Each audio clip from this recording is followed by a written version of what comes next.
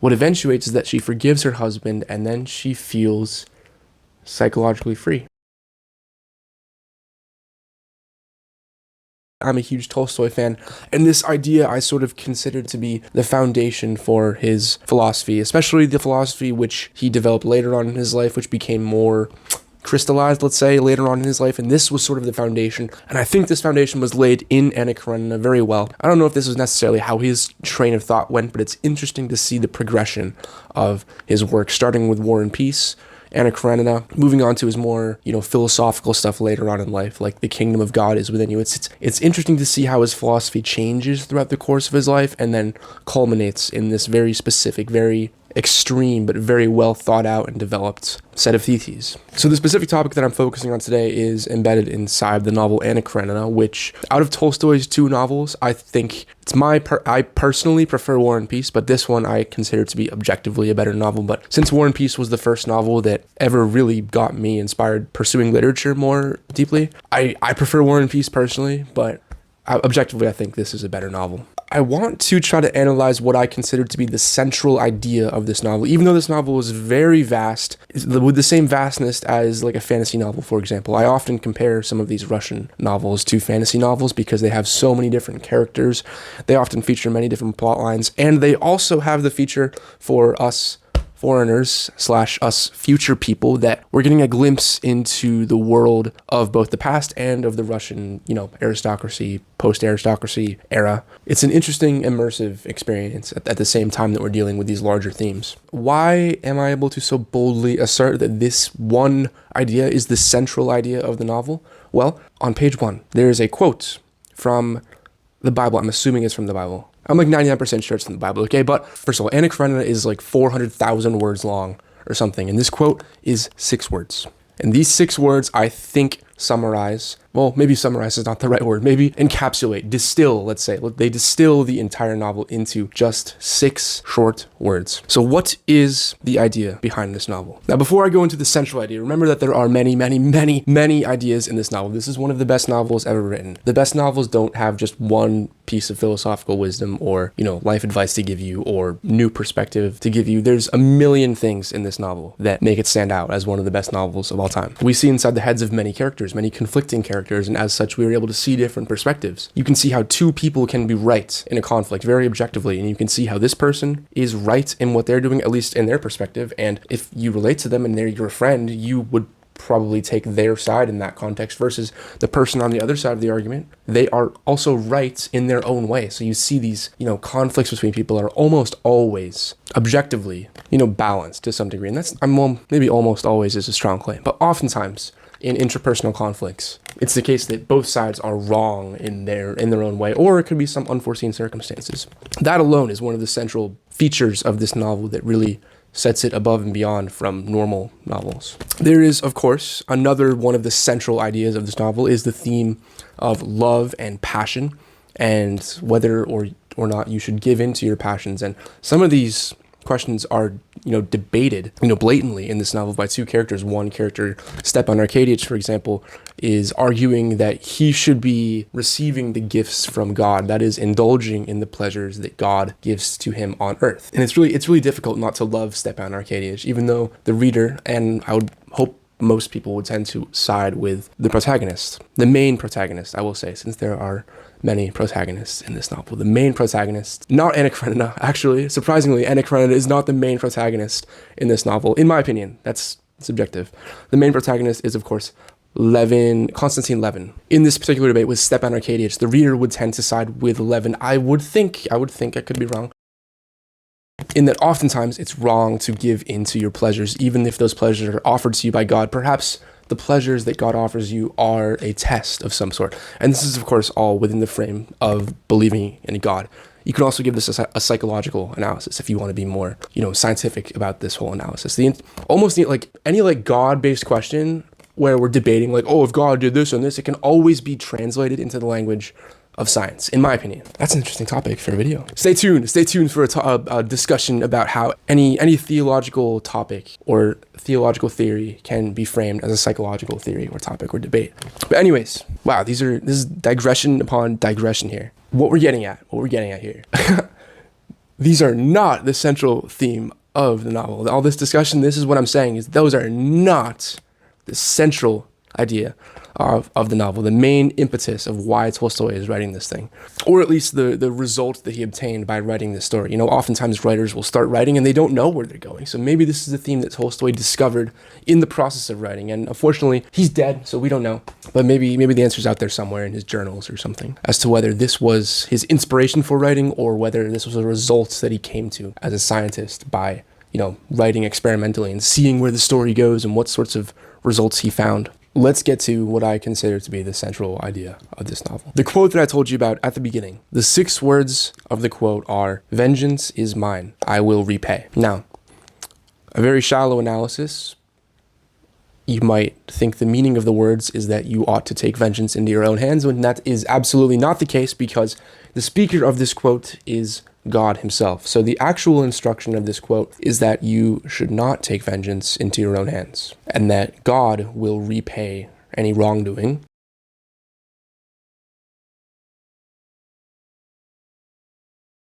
Now, the translation psychology, I think, approximately goes as such, and I think this idea is actually better captured in Crime and Punishment by Dostoevsky. That being said, I don't actually consider that to be a better novel because this deals with a lot more than just this one thing, but this one thing seems to be the result of Tolstoy's novel. And it's interesting that we see that very same message echoed in one of Dostoevsky's most famous novels. So the idea is that if you commit a crime, even if you don't get punished by human beings or by the law or nature, whatever, God will punish you psychologically. So again, a shallow interpretation of this novel, Anna Karenina, you would say that society is what drove Anna to kill herself. That is actually not the case. Society makes her suffer, yes.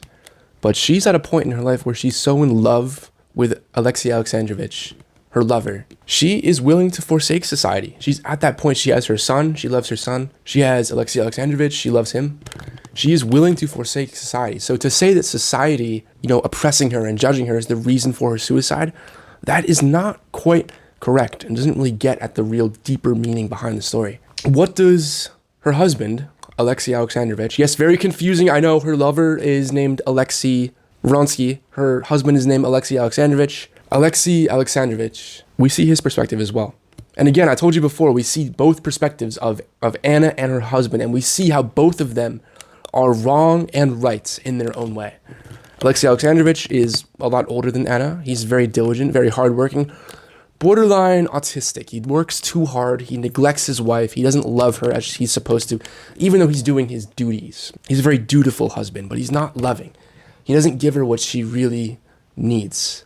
And that is, affection, compliments, love. But he doesn't see that. He sees himself doing his Christian duty. And Anna, of course, sees that and thinks it's okay for her to, pursue this affair with Alexei Vronsky. And seeing those both sides, we are able to understand both of them as people. What is it that really bothers Anna the most out of everything that happens to her? What bothers her the most is the fact that her husband forgives her. This is the conclusion that Alexei Alexandrovich comes to after a long debate, consideration, talking to friends, thinking about the different options. He decides to forgive his wife. Even more than that, he allows them to continue the affair in secrecy. And this is what destroys Anna Karenina. She cannot handle the fact that she wronged her husband so severely with this internal justification that she created for herself that her husband had been neglecting her and not loving her. With that justification and thinking of him as some bad guy and then seeing him forgive her. And the word that they use in the book is magnanimous. She's so angry and frustrated and confused that her husband would be magnanimous in this situation, and it kills her. And I meant that metaphorically, but literally it does end up killing her, because that is the real reason she kills herself. It's because she cannot handle the psychological burden imposed on her by this knowledge that she wronged someone who she had convinced herself was a bad guy, and it was okay for her to cheat on him with. So vengeance is mine, I will repay. Those are the words of God, because God will repay the wrongs done to you. On the other hand, we have the main protagonist of the novel. There's almost like two novels going on simultaneously in this story. There's the story of Anna Karenina, and there's the main story, which is inside the book Anna Karenina, but does not feature the character Anna Karenina. So there's the story of Anna Karenina inside the novel Anna Karenina, but inside the novel Anna Karenina, there's also the other story, which only tangentially, mentions the Anna Karenina, the character, but actually focuses on the main protagonist, which is Konstantin Levin. And Levin, he also gets wronged at the beginning of the story. Alexei Vronsky, remember, there's so many names here, and they're all so similar and complicated and foreign to us, it's hard to remember. Alexei Vronsky, the guy with whom Anna is having her affair with, before he meets Anna, he tries to seduce Kitty, this cute little 18-year-old girl that Konstantin Levin has been courting and hopes to propose to. Now, Alexei Vronsky has no intention of proposing to this girl. He's just sort of playing around. And eventually he switches the direction of his lust towards Anna Karenina instead of Kitty. But because of this, because of Alexei Vronsky's actions, Kitty rejects Konstantin Levin at the beginning of the book. And, she regrets it towards the end, and eventually they end up falling in love, and he proposes a second time, and this time she says yes, of course. The point is that Levin, being a good Christian man, not of the city, focusing on what's right, spending time in nature, he decides to forgive Alexei Vronsky. He forgives Kitty, and everything seems to work out the better for him.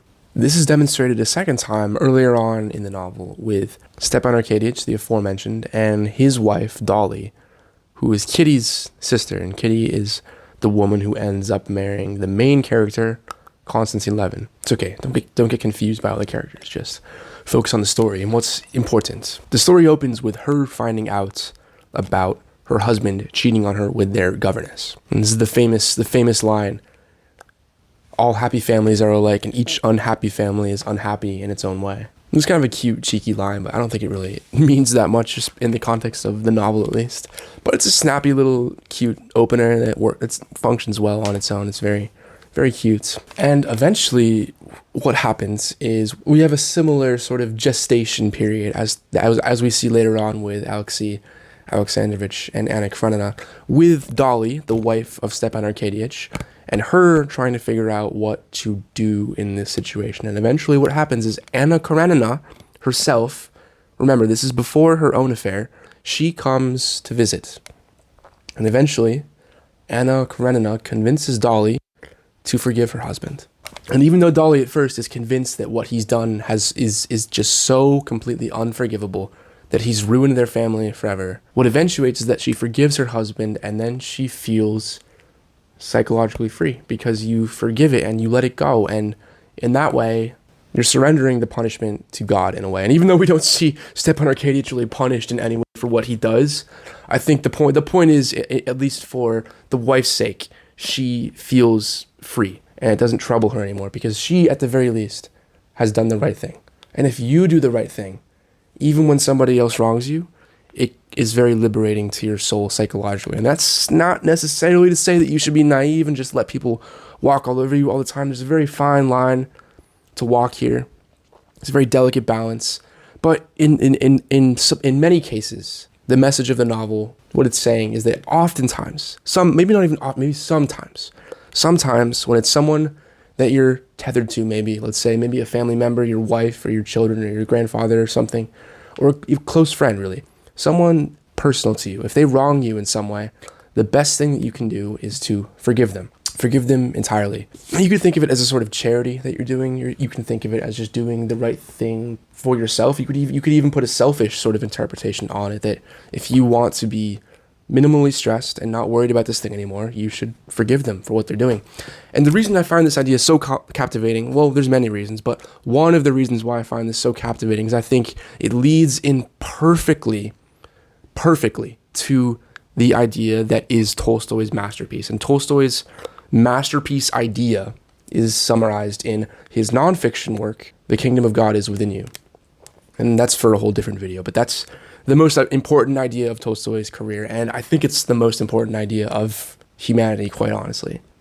If it's correct, if it's a correct idea, it's the most important idea. But again, that's for a different video. But this thing leads in perfectly to that point. And if you read Tolstoy and you know what I'm talking about, then leave a comment. Tell me what you think. If you have a guess as to what that idea is that I'm alluding to, I encourage you to leave it in the comments. I'm always looking for people to discuss these kinds of things with. If you're curious to hear more about these topics, remember to subscribe, please. I really want to engage with you guys, since this is very like esoteric stuff that we're dealing with here, and I want people that are into this kind of stuff in my circle, even if it's just, a small internet circle. I want to talk to people that want to talk about this kind of stuff. So please subscribe, leave a comment. I'll reply as best I can if it's thoughtful, and let me know what you think. That's all.